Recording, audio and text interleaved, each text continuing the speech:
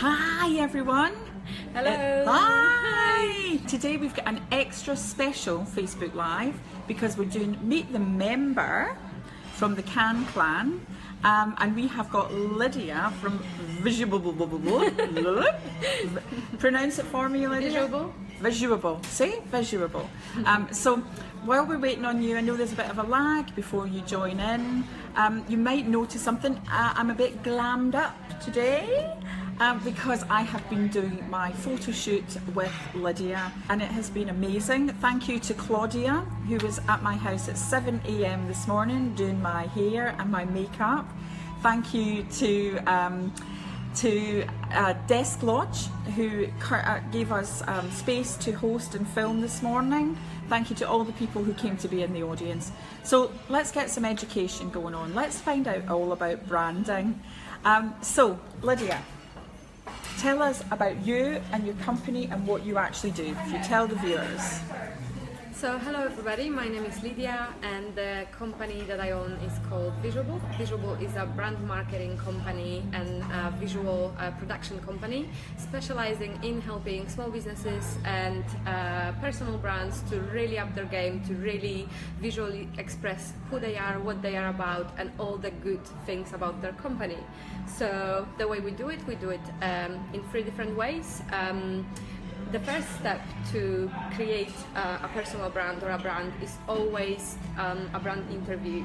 So we usually sit down with our clients and really kind of drill down and to try to find out everything about their business, what they are about, what their customers like about them, what are the strong points, what are the points that they really want to emphasize, what are the colors, what are the feelings and emotions that they want to communicate through the images, what are the kind of client relationships. So once we find everything about them, then we create a custom storyline in order to kind of recreate all the different things that they're doing in their business in one day. So this is exactly what we've been doing today with Alison. We kind of started really early, about 9:30, and we've been kind of leaving Alison's business in kind of one day. So we've done a workshop on sales, which was really exciting. We actually got quite a lot of people in and we found out some really interesting tips on what to do to kind of persuade your audience to buy from you and what not to do. Then we did some nice headshots and then we moved to Marriott because Alison is kind of always on the go, always traveling. So it was quite important for us to take Alison kind of on tour and show her in all the different places, kind of with her suitcase, how she kind of travels around. Traveling around. And yeah, really kind of recreate that feeling. So this is kind of the branding that Visuable does in terms of kind of like the visual presence. Then the kind of next step that people can go on with us is the full website build.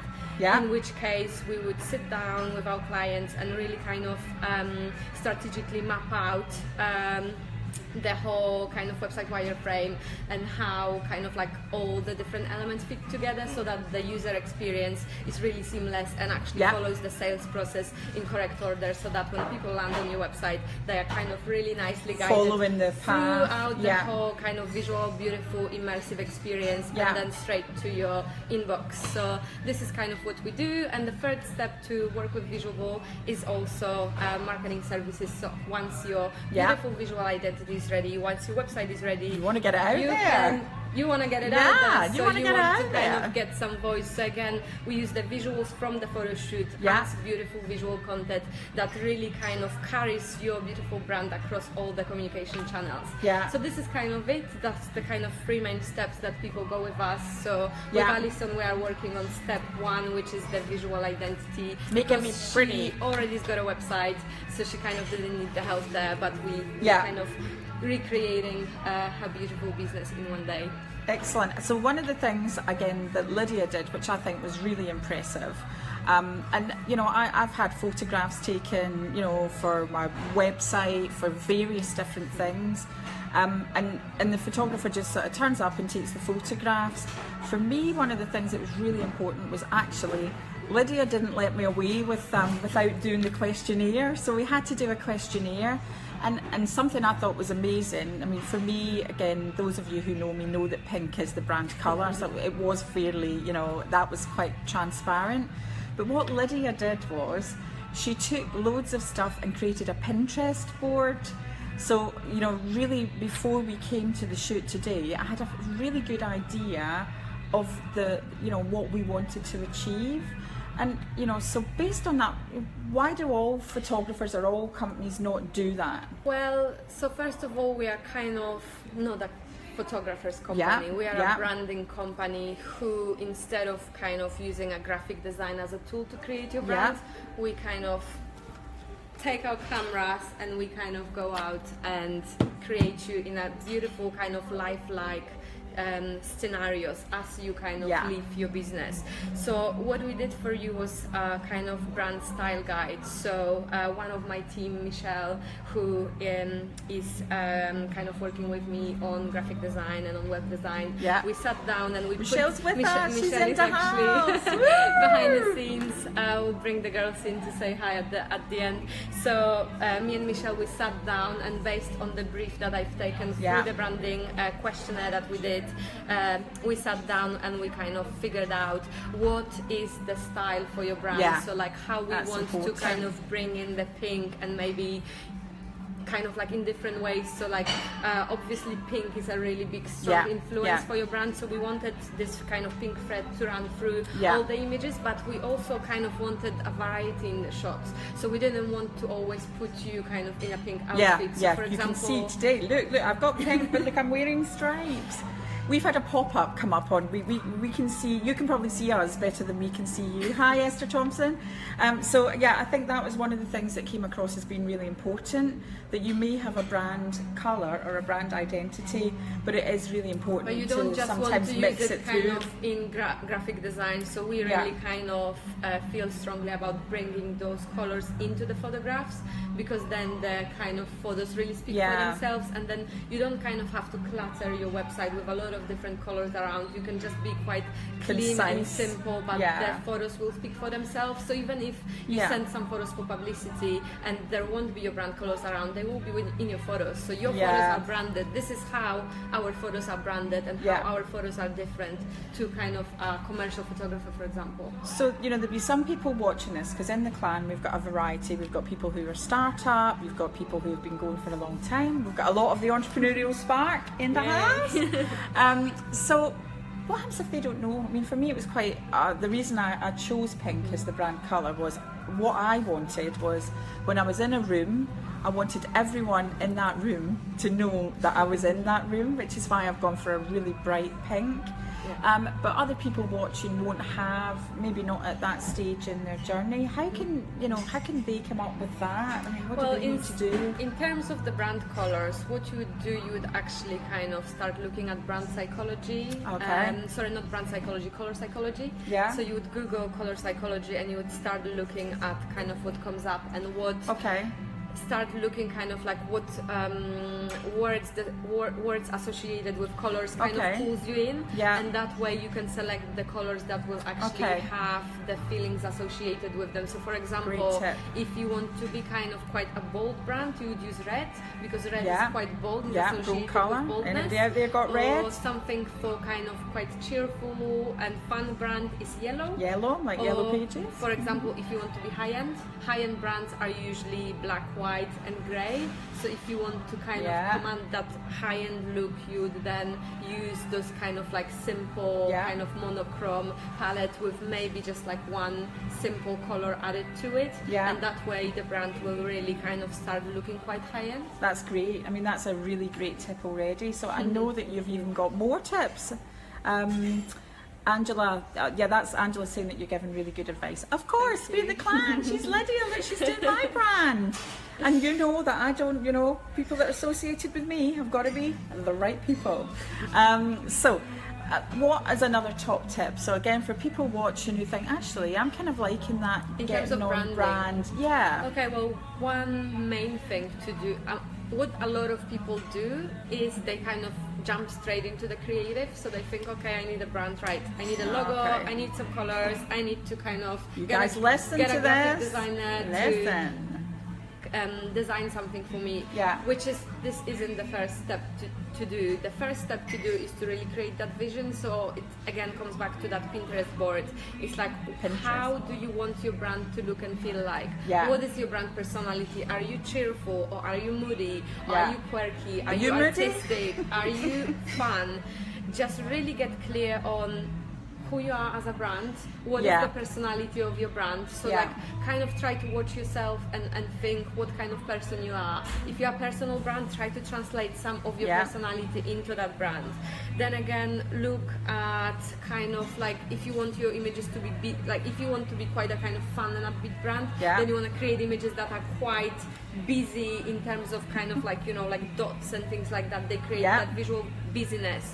So that way you will kind of make your brand quite kind of fun and cheerful. Fun and cheerful. But if you... Vivian Simpson, I'm seeing that's you. It's got written all over you. If you want your brand to be a bit more kind of like calm, then you would start using brands and organic, or like you would bring like natural kind of elements into your brand. So for example, for brands that are selling, I don't know, fabrics or anything like that, that are kind of handmade or that are organic, then you would start bringing some of those elements in. So do you think that's, you know, looking at that brand, it depends on what your business does? So, you know, so the viewers think about, you know, what if you are into, say, we've obviously got Esther from Tea Huggers in there, so that's the tea brand who you know already. You know, is that something that if it's made by organic tea, to look at the colours for example, so if you want to be kind of a high-end tea, then your images should be taken in that kind of environment. So the environment has to kind of mimic what you want associated with the brand. So if you're a tea brand with kind of fruit for kids and it's quite fun, then you would... So that's a different, you know, how to brand that differently. Bring in different mood into the photos. How do you really get that to translate from, you know, the logo to the photos to the website to the, you know, so what's the other tips that you've got for this? Also, it starts with the direction. So we kind of sit down and we really look at your entire business as a whole. Who are your customers? Because obviously the brand is not just for you. Your brand has to not appeal about to you guys, it's about your customers. It's about your customers. So you really have to go to that next step and figure out first who are your customers and what are they into, what are their dreams and aspirations, and what they will be kind of pulled kind of towards. Whether they're people who like kind of the finer things in life and they kind of into the more kind of glamorous experience, or are they people who are kind of liking a simple life and they, you know, they kind to of mirror really. So again, a bit like we teach under behaviours, because a lot of people watching this will have it's all about sales. The thing is, branding is sales. Branding on the surface, branding looks like this creative thing and it's quite fun and it's all about the designing. It's not, branding is kind of really deep and it's all about psychology of sales. We have a blog on our website. What is your website address? It's www.visuable.co.uk, which is a made-up word, so I will post a link underneath. We'll put the link in there so that you can... But we've got some interesting blogs on branding on our blog. So there is a blog on psychology of color. There is a blog on brand personality, what is a kind of brand identity and brand personality, and kind of how to marry both. So there's something like brand identity, which is how you feel inside about yourself, and there is your kind of brand identity and brand image, which is like how your visual communication communicates what's on the inside. And sometimes like the problem that people have is communicating what's in the inside into the outside. And this is again comes back to that questionnaire that we do. We really kind of dig deep and find out what you is get how right you inside think and make us think. And then that's why we also do the brand board, because seeing is different than kind of saying. If you told me I want to be this and this in my head, it might be different. That's why we do the vision board, so that we really understand what is inside of your head in terms of your brand, and then from there we can translate it into visuals, we can translate it into our website, we can translate it into a logo, all your social media as well. Exactly. Have you got any more tips? Well, in terms of the branding, creating your brand, I have 3 kind of main tips, and you kind of should do them in order. So in terms of if you want to create a really strong brand, first of all, decide the direction, decide the vision, decide the strategic vision, which is about the clients and about the psychology of sales and kind of who you want the brand to appeal to. And then, so the emotion really, so exactly, triggering the emotion. And then number two, translate it into visuals as soon as you can, because high quality visuals, the quality of your visuals is kind of unconsciously linked with quality of your service. So basically, if you have quality visuals right from the start, it will make your business look established. It will make your business look high quality. People will look at your brand and they will think, right, they really mean business. At the moment, we live in a very highly visual world, and it's kind of become a norm. High quality photography become a norm. So if you haven't got it, you're probably missing some sales. You're missing out on customers. So get quality images, get images showing you in the best possible way, show people behind the scenes of your brand, so how it is to work with you, really who you are as a person, bring in your personality, so not only kind of show yourself with the customers, but actually show a little bit of who you are. So like I use a lot of in my brand, I use a lot of images of my travels, so a lot of my customers know that I'm always away. She's all over the world, on holidays, all over the place. I kind of like brought in some palm trees and some kind of a sea, because this is what my customers know about me. So again, I want to really lead exactly what's happened in the journey with Lydia back to sales, because I think this is so important. Branding is sales. Yeah, it is. Well, I think it's marketing actually. But I want to talk about tenacity. So I actually met Lydia probably about 3 years, 3-4 years ago. And for me, again, I kind of think I'm quite switched on to branding. I think I'm quite switched on to loads of things, hopefully. I am the entrepreneur's godmother. And I think what's been happening is I've been watching Lydia's progress. So again, I think this is something that, you know, is a really top tip for you guys watching. And Lydia's, I would say, been trying to work with me for about 3 years. But about 3 years, literally about 3 years. I'd meet her and she'd go, you ready? No, but what did happen was, it has taken 3 years. So my take for you guys is always nurture, always be good at what you did. So, you know, what I've noticed with Lydia, she's really evolved over the last year. Her brand identity has become really, really strong. Funny that you say that, because when I met you back in the days, I met you at one of the workshops that we were doing at Women Outside the Box, and you said one thing that I actually really taken on board, and you said this: build your personal brand, because nobody can take it away. And that's what I really, really taken on. And I don't even remember saying that. See? You have said that to me, and I kind of, when I started my company Visuable, I thought I really want to be part of my brand. I don't just want to hide away behind the logo. I want to be there, out there, front and center, and kind of really leave it. And if you work like this, if you build your brand around who you are, nobody can take it away. Because the companies fail, you know, startups fail, and kind of like trends will change, fade off. But your personal brand is going to stay with you. So even if you are in this business right now doing something and it might fall through, you might kind of start doing something else, your personal brand will stay with you, and your personal brand are the personal relationships that you've built. So I have met Alison when I actually had a full-time job at some point of my life. And we kind of kept in touch, and now she came in, and we are doing the branding, and you have a different brand and I have a different brand. Completely different. But because we have built a personal relationship, this is part of the personal branding that you're doing. So doesn't happen right away. For me, it's quite important to actually go out and build relationships with people. I actually know so many people, and I'm kind of always really happy to meet people for coffee. So if there's anybody who would like to have a one-to-one and meet for coffee and just chat and see what can we do together, or what can I do for you, what can you do for me to improve my business, then just kind of drop me a message. And I do think, you know, because we looked at, and it was really interesting, because as you know, I try and get as many offers for you guys in the clan as I can. And and it was really interesting because I said to Lydia, you know, when we do this, have you got any offers for the clan? She went, I don't do offers. I'm like, Apple.